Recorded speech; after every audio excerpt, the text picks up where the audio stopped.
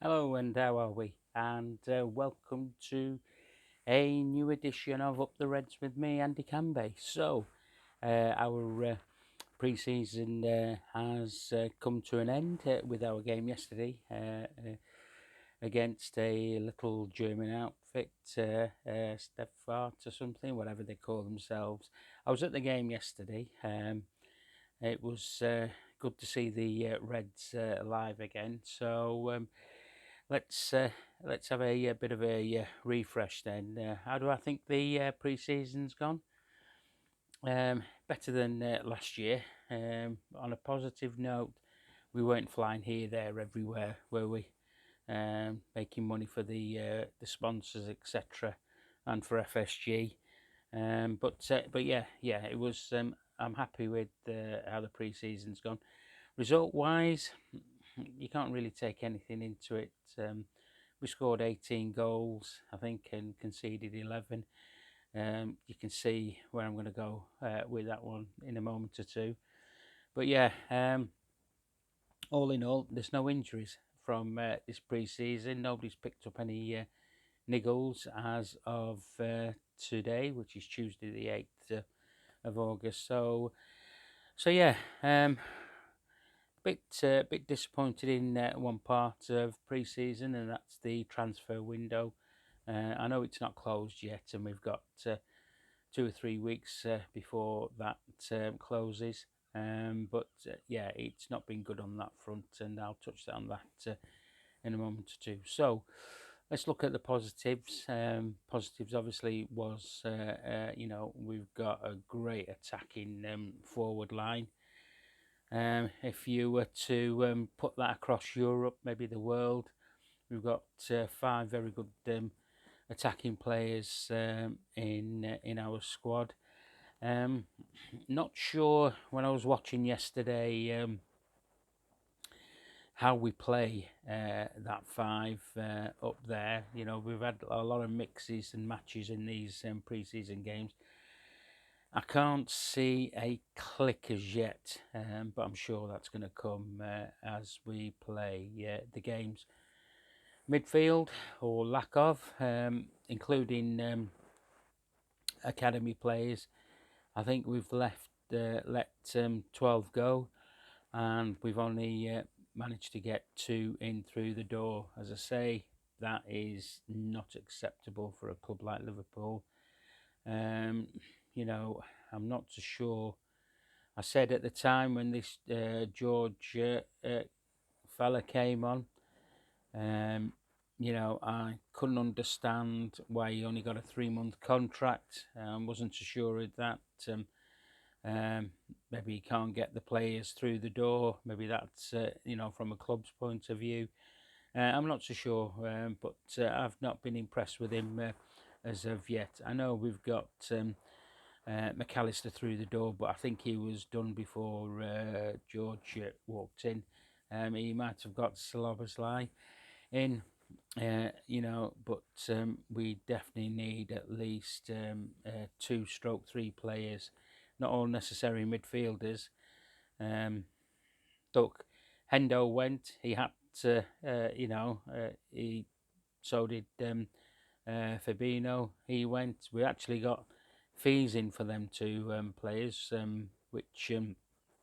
which was good, really. So, something like 50 odd £50 million, and really that money should be put straight back into getting some players in for us. We are light in midfield, and when I say light, I mean experienced midfielders. I mean, the average age now must be 24, 25. You've got the old heads of Mo Salah, um, Ali in goals, Virgil van Dijk, Robbo.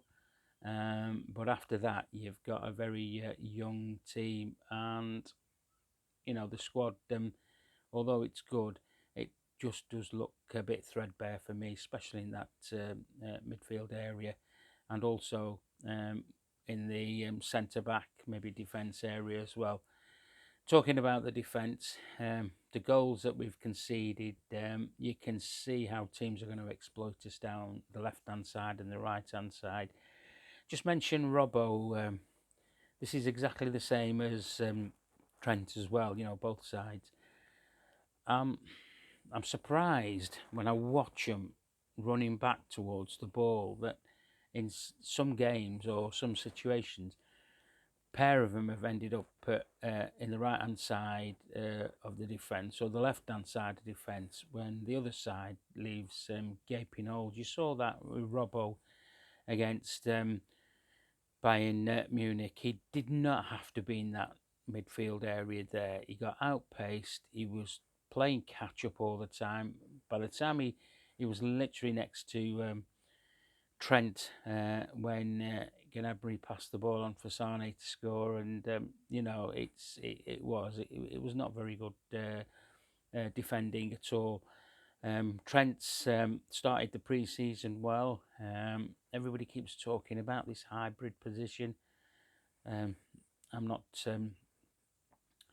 It's good in pre-season, but when it comes to the games, which will be coming thick and fast from Sunday onwards for us, we need to make sure that we're hitting the ground running. Now, I would be very optimistic about the season, especially the Chelsea game.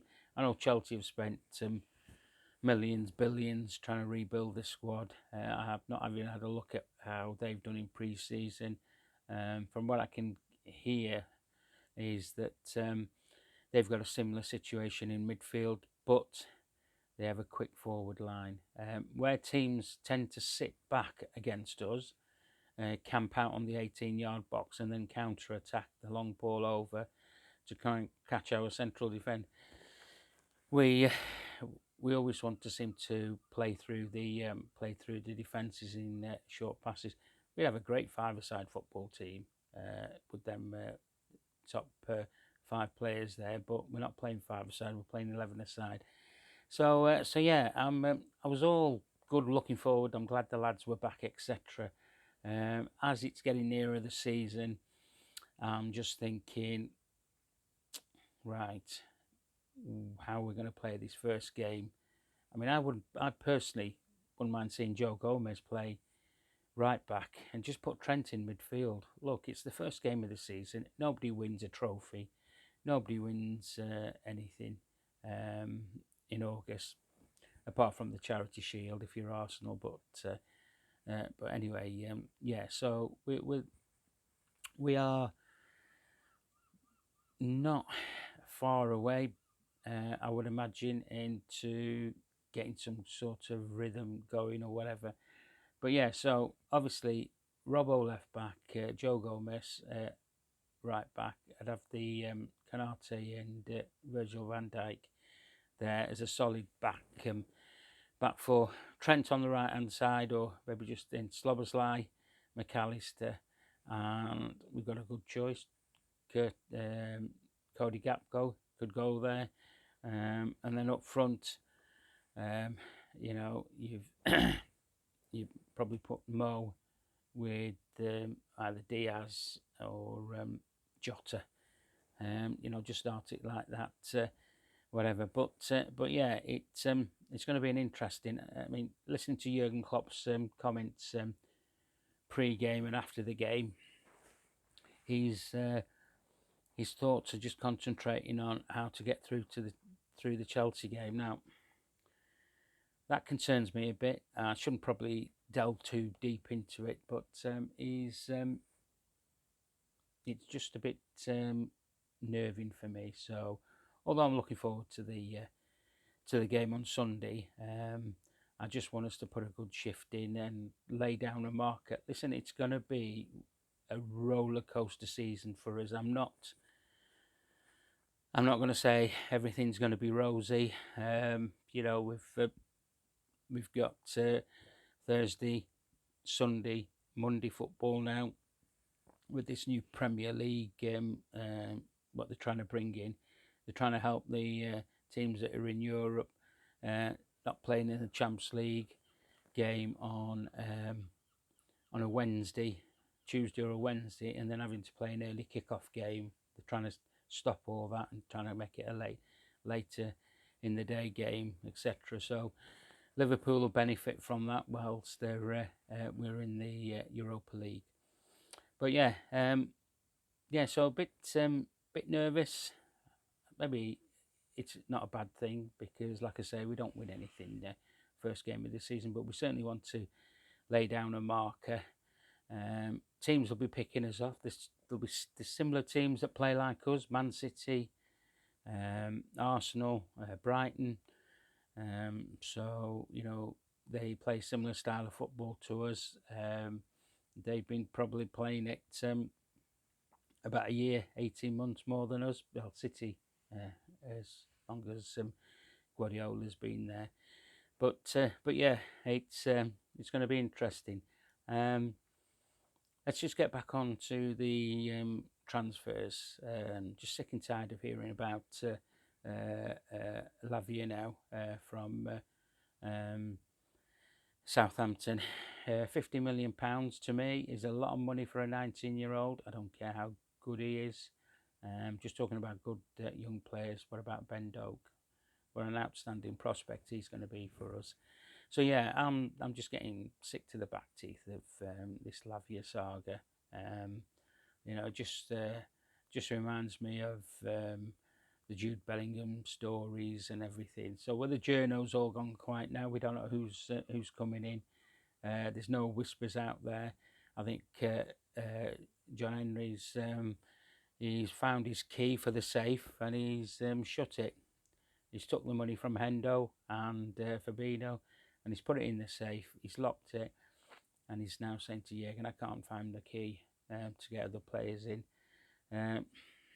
Probably typical FSG tactic, haven't got enough players coming through the door.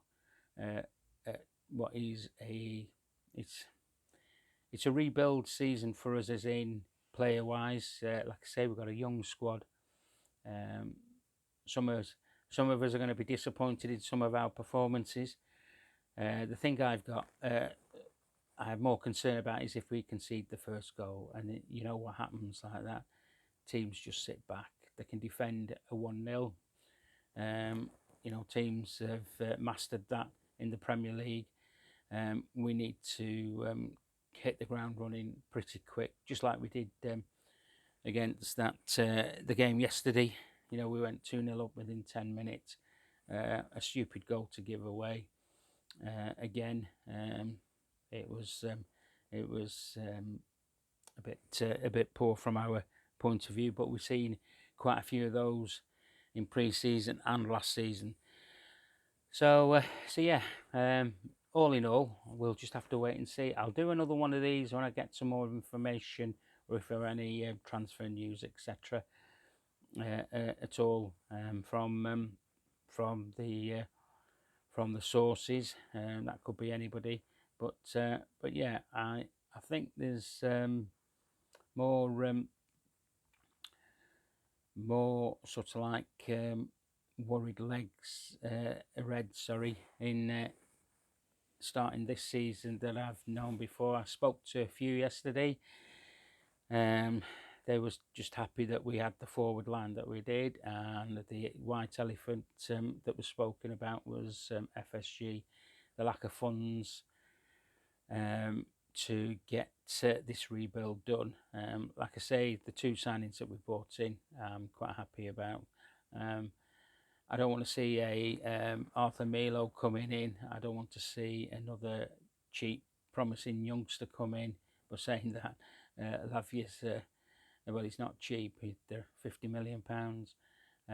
But if he does come, he comes, and I'll give him the benefit of the doubt because I'm not overly keen on what I saw of him last season. But hey ho, we'll just have to wait and see on that one. Player that stood out for me in pre-season, Cody Gakpo. He's done really well. Luis Diaz certainly looks like he's fit and raring to go. He's like a busy bee all over the park, and yeah, we'll just have to wait and see. Right, enough said from me. I've done this 15 minutes. I think that's long enough for you guys to listen to me. Look, if you like what I'm doing, please subscribe, please share, and let's uh, let's get the season underway on Sunday. And I'll speak to you before then. Up the Reds.